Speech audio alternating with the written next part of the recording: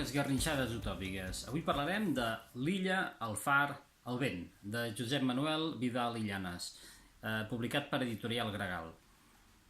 Aquest és un recull de 20 relats, entrelligats, tots ells, per uns personatges solitaris, vulnerables o desesperats, que busquen un lloc en el món, com molta gent, evidentment, o que almenys intenten sobreviure-hi, també com molta gent.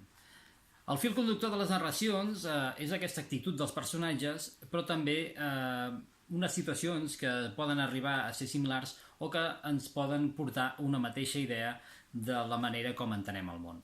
Un dels aspectes que caldria destacar del recull és la tècnica d'escriptura que ens mostra el seu autor.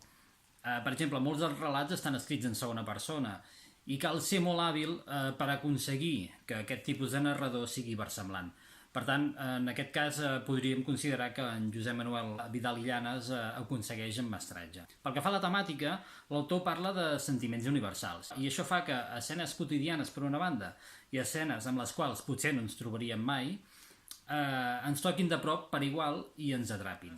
Recordeu que si us ha agradat la ressenya podeu clicar m'agrada al vídeo, subscriure's al meu canal o deixar algun comentari. Moltes gràcies.